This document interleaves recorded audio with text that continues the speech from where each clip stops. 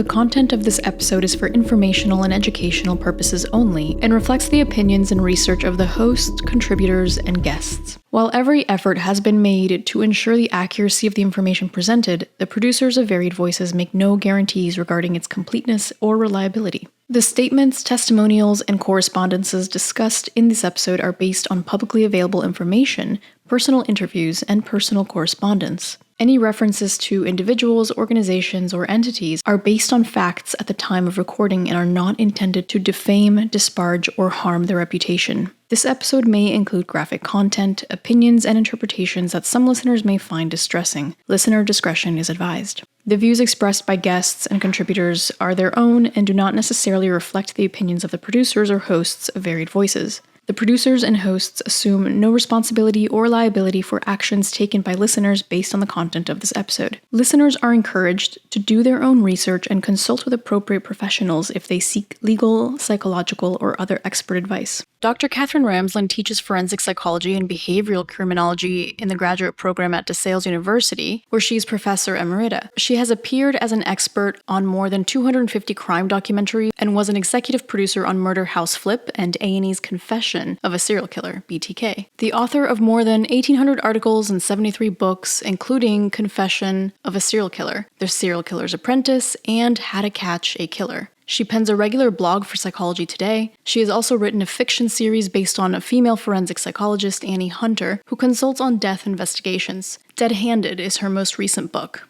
So, Katherine, you've studied and written extensively about serial killers. How does the Gore and Waterfield case compare to other serial killer partnerships in terms of psychological dynamics? Well, they grew up together. They were more like brothers. They didn't either have brothers, they had sisters. So they kind of were simpatico in the kinds of things they wanted to do, the fantasies they had, egging each other on. I don't think we see too many of that. We don't see too much of that kind of dynamic. Typically, when we see partnerships in serial murder, they've met each other and gradually formed this bond, or they've met each other in prison or something. We do have another set of cousins, the Hillside Stranglers, and I think there were a couple of shooters in Ohio who were cousins, but it's rare. And so it's hard to actually make a comparison between the way they developed their relationship to other couples because it's just very unique. Well, yeah. And I think, once again, you and I have touched on this a little bit about the personality between the two cousins from what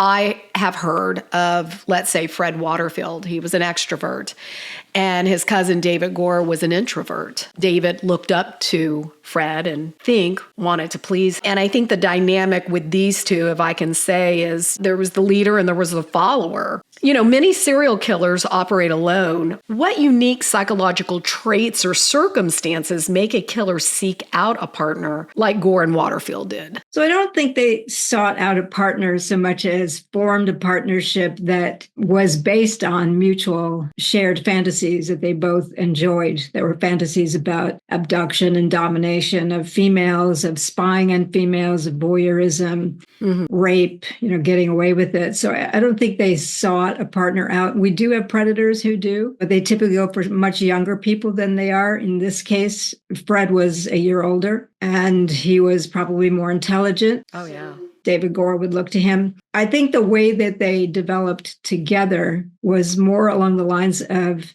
boys growing into men who had each other as confidants. Right. Probably didn't have, both of them had been married, so it's not like they were completely insular. They're not. But I don't see them being like too many other serial killer couples. Now, about 20%, maybe a little more, of serial killers do in fact operate on teams. Sometimes 2, sometimes 3, sometimes 4. It can be male, female, mix, all male or all female. So there's a lot of variation among these kinds of teams.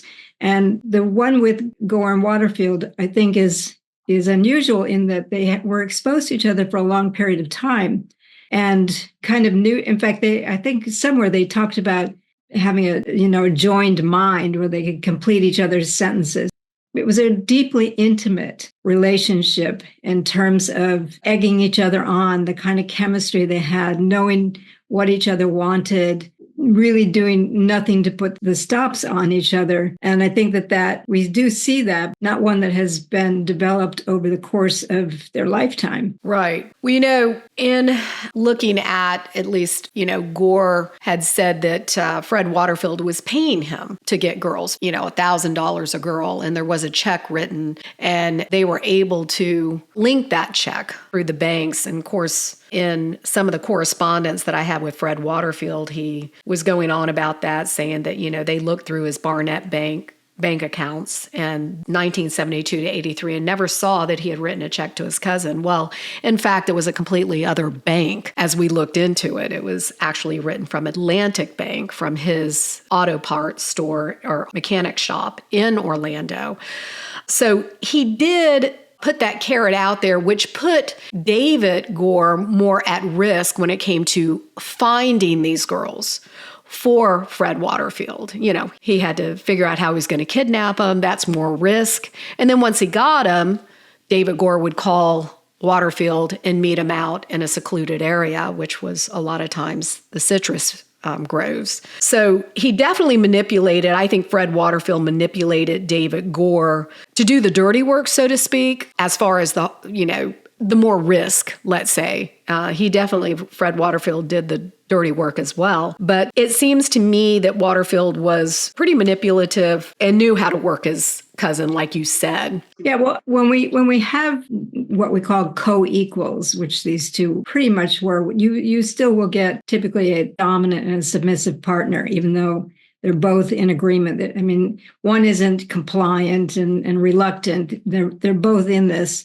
But one will typically lead the way in terms of the fantasy or the kinds of things they're going to do. And I kind of don't think that Gore felt like he was taking the risk, because I think he was doing the stuff he wanted to do. He liked being a voyeur. He liked being the sort of trapper. Mm-hmm. One, he thought that his badge as an auxiliary cop was going to protect him. He had places where he could do things in private. So I'm not sure he actually viewed this as being him taking all the risk. But certainly Waterfield, using the money, which he didn't actually fully pay initially, but the money angle was to make him put himself on top, to be the dominant one, to be the one who made the decisions about whether the kinds of victims they brought in were to his liking, were worth his time.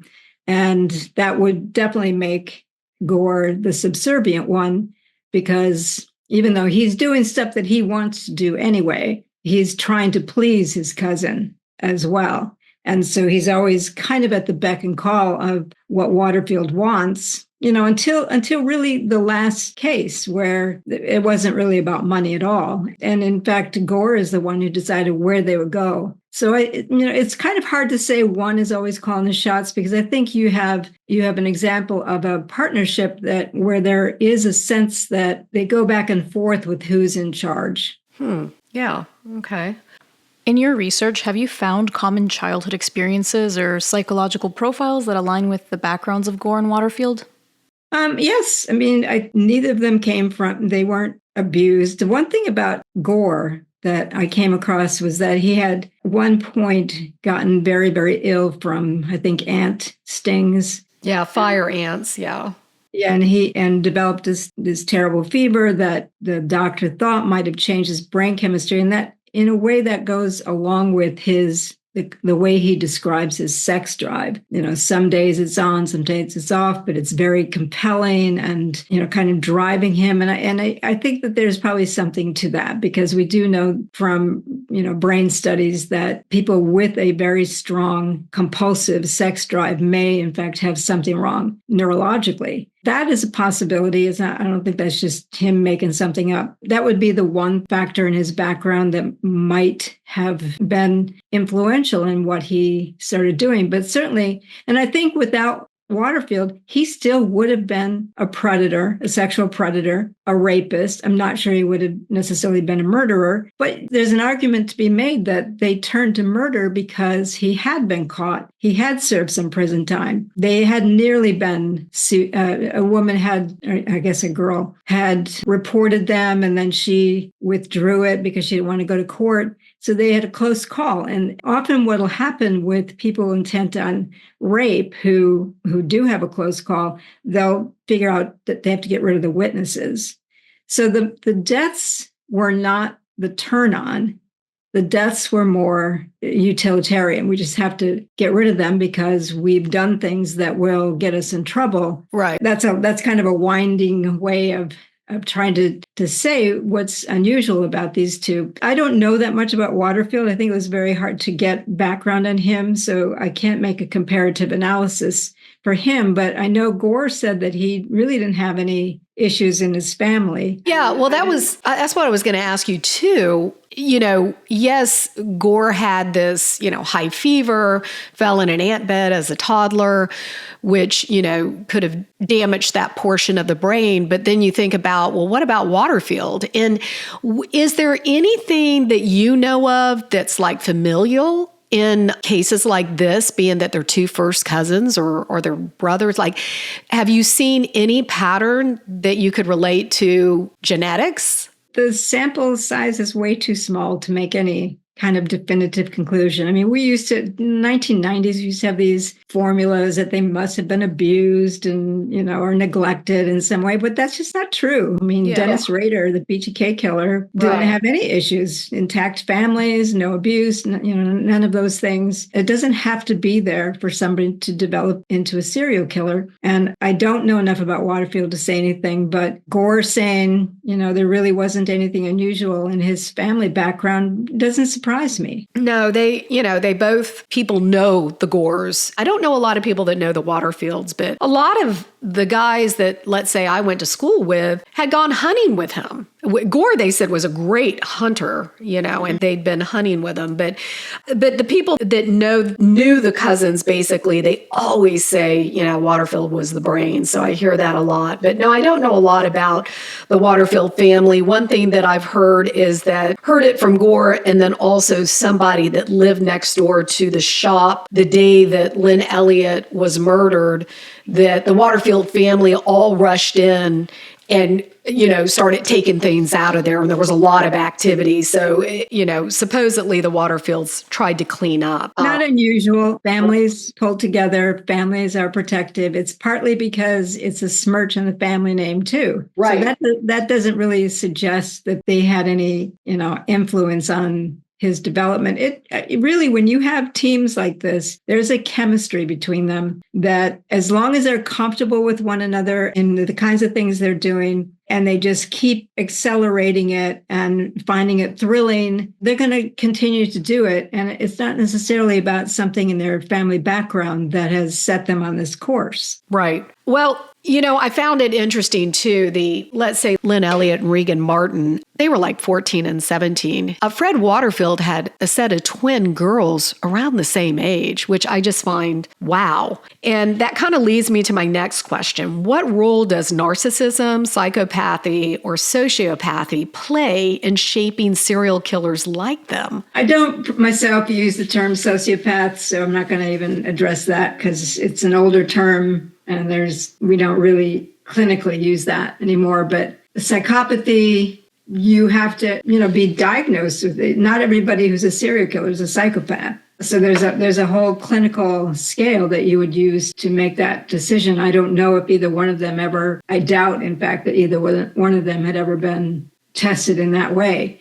Narcissism, you can see narcissism in this, that it's a very self-centered type of condition. It's a disorder if it's so invasive that it cripples them in terms of relationships or the ability to work and support themselves. That isn't evident. Maybe in Gore, because he did trip himself up. He had several divorces. He did trip himself up in his various jobs. So possibly narcissism was part of that. But certainly narcissism is about you are the center of your world. Often you feel immune to having to pay any consequences. You don't really care how you might hurt somebody else as long as you can get for yourself what you want. They're completely in a womb of self-interest and pursuing goals that will only benefit them, even at the cost of, things to their families, their own children. I certainly see Gore being involved in that because we know more about his behavior and about some of the things he was doing and the risks he was taking. And at the same time, he had family considerations that seemed not to have any impact on the kinds of things he was doing. So narcissism is clearly part of his makeup. I couldn't tell you if psychopathy is because I don't know that he's ever been diagnosed as that. Well, as a parent, I guess that's the thing that I can't wrap my head around is how could, they both had children. They both, Gore had 2 sons, and then Fred Waterfield had 2 twin daughters. Again, about the age of the women that he was, kidnapping, raping, and murdering.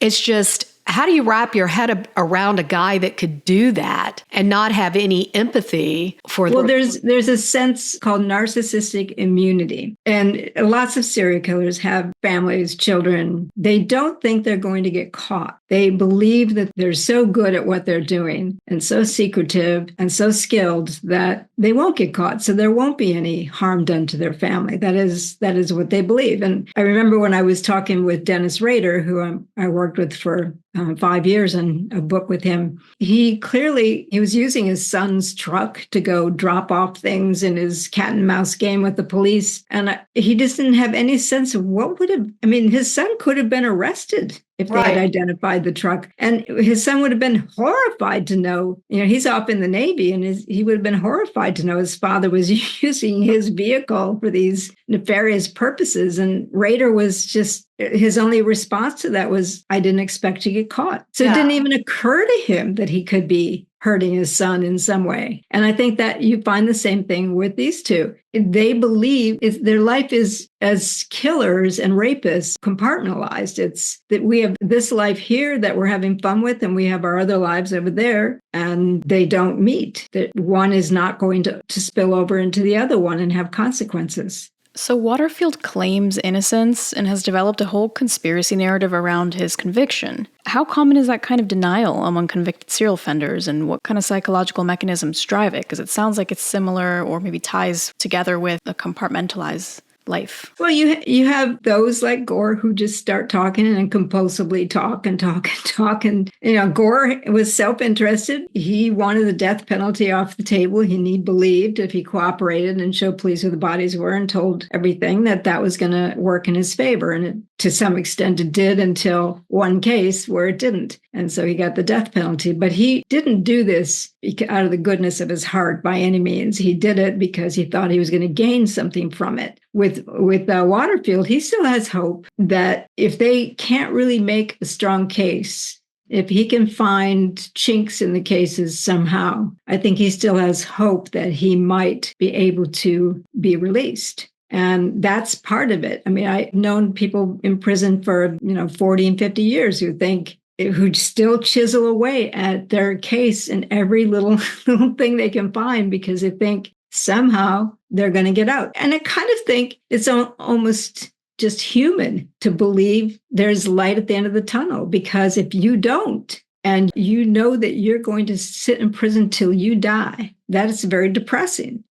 Many humans believe, even though they have life sentences, they'll find a way. And I think that's what he's doing. Do you believe that he has convinced himself that he's innocent? He could have. I mean, I don't know him, but you tell yourself a story enough times and you obscure your part in things. Yes, he could very well be at that point. The more he wrote to me, the more things that I could find him lying about that I could poke holes in, which is what we end up doing in our podcast that we've been working on for 9 months. So it was quite interesting. It certainly was. I think naively I went into it hoping that, maybe he'd tell me something like, because a lot of the detectives say to me, Patty, we believe there's probably 20 more.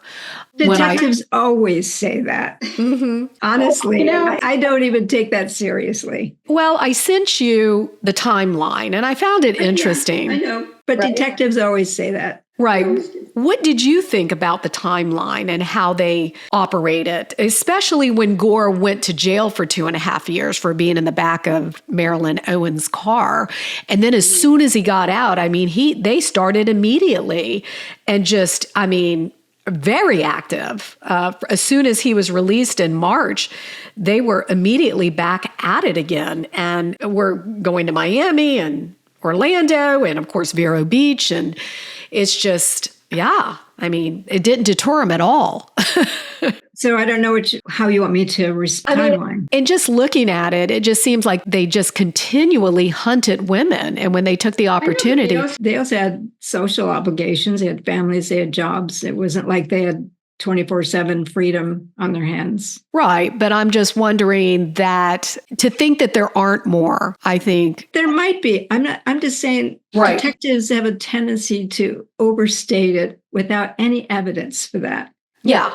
True. And so I'm not going to indulge that. Right. Because I don't have any evidence that there are more. There might be. Well, but certainly, look, Dennis Rader had 3 years between, and then 5 years between, and then 7 years. And that's all true. So serial killers operate according to their own timeline. And we sometimes put these formulas to them that because one did this and escalated, that means the others will too. And that's just not true. We have over 5,000 serial killers documented. They're not all the same. And you have to yield to the potential that there's variation in this. And so I wouldn't myself say there have to be more just because of this timeline. Right.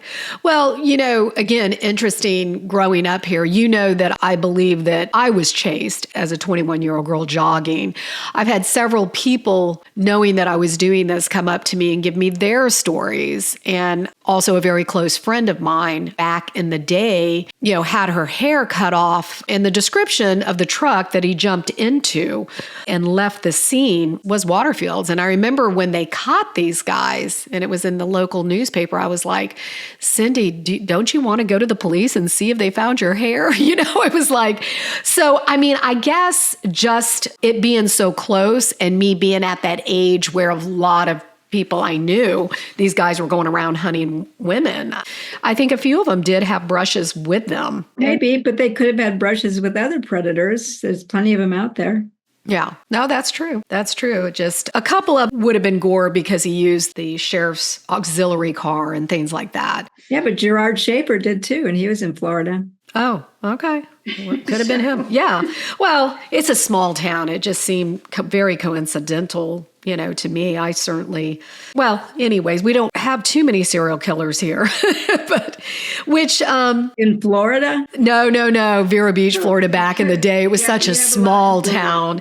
And let me ask you this, what misconceptions do people have about serial killers that cases like this can help debunk?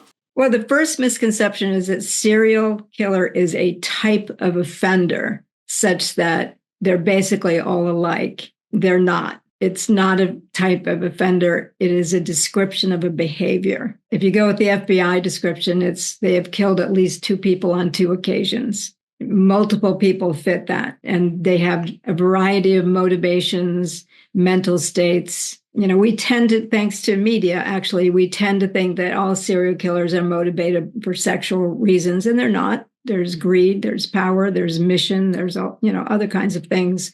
So trying to fit this case into what we know about others, you have to narrow down the type of person you're talking about, the type of killer you're talking about, and not just think about all serial killers everywhere. They're all over the world.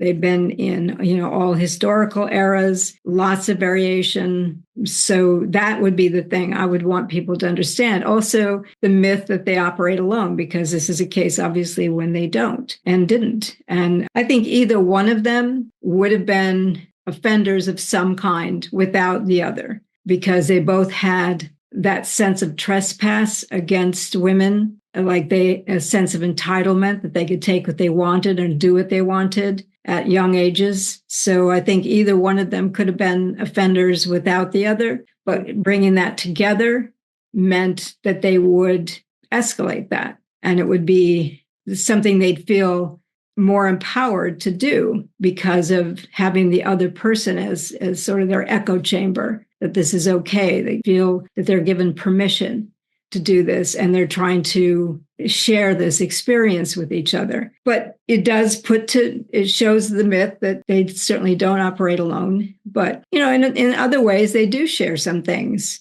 with other serial killers. They wanted to dominate women. They wanted to keep them under control. They wanted to use them however they wanted. Once they had done that, they had to kill them.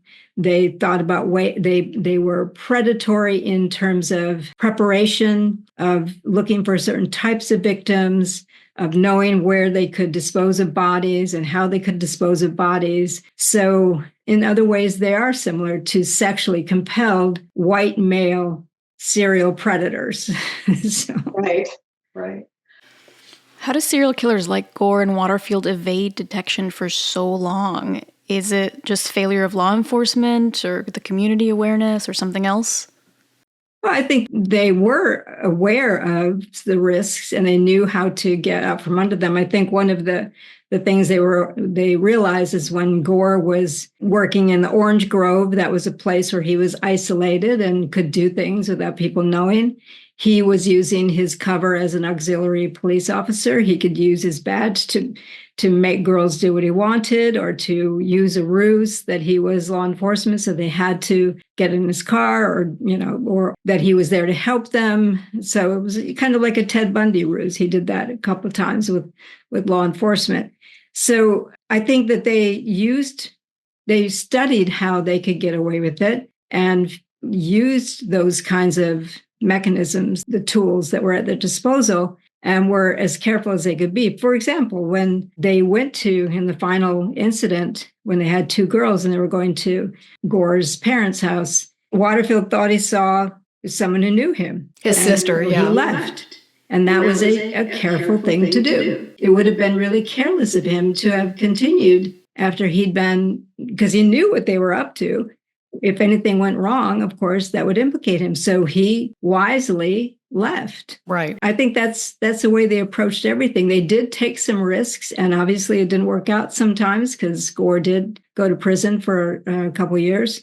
But they also felt empowered because, they had a girl accusing them of rape, and then she withdrew the accusation. Well, she wasn't believed. She did go forward with it, but she wasn't believed by the authorities. Well, and then she, as I understand it, she didn't want to go to court because the whole thing wasn't, anyway. Yeah. Whatever. You would feel empowered in some manner if the person who's accusing you and about to get you into trouble can't do it. Right. So for whatever reason it was, she wasn't able to bring the case forward. So they feel empowered. And then you get 5 years in prison and you're out in 2.